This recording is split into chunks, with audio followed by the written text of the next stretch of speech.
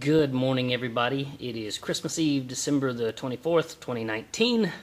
And before all the family festivities get started, I'm out here this morning working on the car. I'm back working on these door jambs, pretty much trying to prepare them so that they can actually accept rear quarters, and that everything will be able to have something solid to weld up to that's not just leftover garbage. And when I say leftover garbage, I'll show you what I mean. It's pretty nasty. Alrighty, so I've been coming along this inside seam right here and removing all of the old metal that was stuck down through here where the previous rear quarter was put on the car and replaced. They left the first piece just welded to the inside of the car and sandwiched it up, so you had 3 pieces of metal here where you should have only had 2. So you can kind of see where I've already done that there, and over here I haven't done it yet. You notice how, like, for instance, there's this metal that's sitting on top of the rocker, and if you look real closely you can see it right there. That's old rear quarter that is still welded to the car. So all of that crap has to come off, just like I've already taken it off right there, so that the rear quarter actually has something solid to weld to. God almighty, check this out. So the previous guy welded the rear quarter in place, and you can see this great big nasty huge honking weld right there, and they welded that in place, and as you can see, they did it over just straight up garbage. If I take my hammer here and I just whack this a little bit,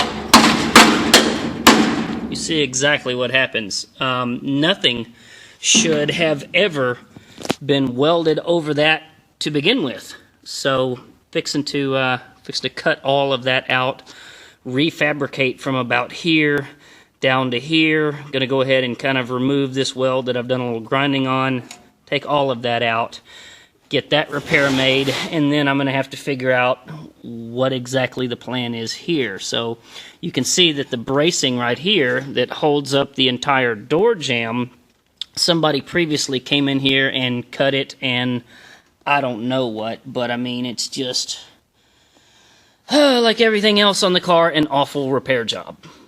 Alright, calling it quits this here Christmas Eve. I got the old piece cut out. You can see exactly what I removed. Just unbelievable the amount of time it took to cut through that weld. God almighty. Managed to get up underneath here, this old stuff cleaned out pretty good. All the way down through here, got all of that old quarter taken off. So really, I guess right there pretty much now is ready for sandblasting and some priming. I'll do a few things, like probably come in and fix that little tear, tack that up and whatnot. And then of course next I've got to tackle whatever in the hell I'm doing right here. But there you go, it's the 24th and I quit.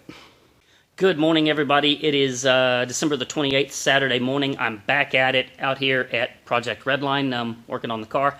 And I wanted to share something that I realized this morning that was some of the best advice that I've been given in a while. At the start of this project, I went to the folks over at Woodward Fab, talked to Mr. Darren O'Brien over there, and he hooked me up with a lot of sheet metal working equipment. And one of the things that I got off of Woodward Fab was a 48-inch box brake, and you see it right there. And I told Darren that I had a 36-inch brake that I was going to get rid of because that one over there was a bigger, better brake. And he said, no, Ian, keep your little 36-inch box brake. He said, it's going to come in handy when you've got fingers removed out of your 48-inch brake and whatnot, and you want one that you can just make a quick straight bend. It's going to be handy to have that little old small brake with no features to it. And I didn't really realize until this morning exactly how right he was. And there's a specific reason behind this. I'm going to turn the camera around and show you why. Alright, so you can see that I'm repairing this section right here, this great big rusted piece that I have cut out. I've got my new piece bent that's going to go right in here, and you can see that I now need to create a bend in the opposite direction, right? Well, here's one of the little limitations of this big 48-inch box brake that I've got over here is if I were to try and bend this piece, flip it upside down to bend it in the other direction, close the thing down, you could see I would basically squish my good bend that I already did. Now, if I'll come on over here to my little 36-inch brake, smaller brake, I can slide this thing right in where I need it to go, clamp it down, and because this section right here is so much more narrow, I'm going to be able to make that next bend without really destroying this bend. So Darren was giving me great advice to hang on to this little old brake, and I want to say thanks to Darren for some good advice. All right, got my piece made, tack welded a nail to it to kind of use it as a little handle, and time to weld it in. All right, I got the new piece welded in. Getting happier and happier with how my welds are turning out on this really thin stuff.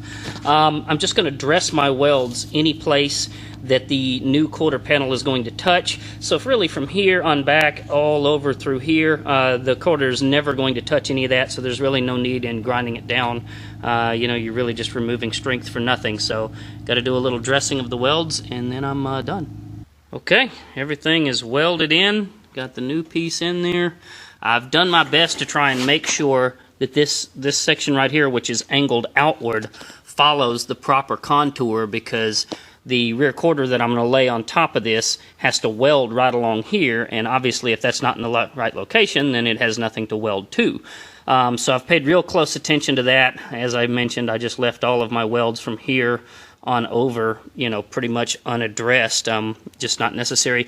One of the things that I want to mention that's pretty cool is that you've got this weld that comes down through here, and this is like a recessed area. Can you see how it kind of drops down right there? This entire area from here to here, they're not on the same level. Everything is inset. That's so that, you know, your rear quarter can sit down on it, and then after you lay it down right here, it'll kind of be flush with here. Trying to grind down that weld up in there without digging into this or this would be really difficult if it weren't for this. This is a deburring tool. I picked one of these things up a few years ago. I got like a set of 3 by Craftsman for like 30 bucks, something like that. That is the greatest tool in the world to try and get in there and grind that kind of stuff down.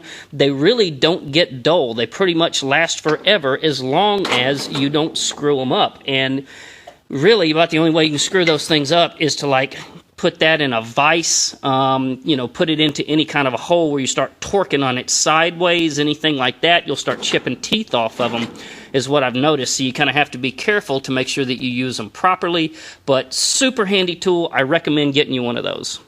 Well, fellas, that's it for the 28th. Time to go do some honey-do stuff for the wife. I want to say thanks again to the folks over at Woodward Fab with helping me out with this build. They hooked me up with my rotary shear and my 48-inch box brake, as well as my tubing roller you see right here. Going to be using that on the roll cage. I got one of their 36-inch bead rollers as well. I've used it a few times. Works great. Last but not least is my throatless shear. I don't know if you guys have one of these things for your sheet metal work, but I got to be honest, this is the handiest tool in this shop. I use it by far more than anything else on Project Redline. If you have a look here at the pile of scrap pieces there, every time I go to make one of these little patches to go in this car, I literally probably trim it 20, 30 cuts, little by little, tweaking it here and there as I go. That is the handiest thing, to make tiny little sliver cuts till you get it to fit just right. If you don't have a throatless shear, get yourself one, whether it's from us or anybody. Those things are super handy. Thanks to the guys at Woodward Fab for my shrinker stretchers with foot-operated stand. That thing's going to come in really handy here soon when I go to rebuild the package tray, which I got to be honest, I've been kind of putting it off because it's just, it just tears out my soul looking at this thing. Check out the package tray on this thing. I've got to refabricate, you know, everything from about here on back, and I know I'm going to be using my shrinker stretcher to completely rebuild this lip because, I mean, you know, look at that. I could just grab everything and just bend it away. The package tray is in terrible shape. Oh my God, there's no telling how many hours it's going to take me to build that thing. I don't know, probably 30, 40. There's just no telling. Anyways, guys, that's it for the 28th. Hope y'all enjoyed it. If you want to see more, click subscribe. Give it a thumbs up if you enjoyed watching this. Y'all have a good weekend.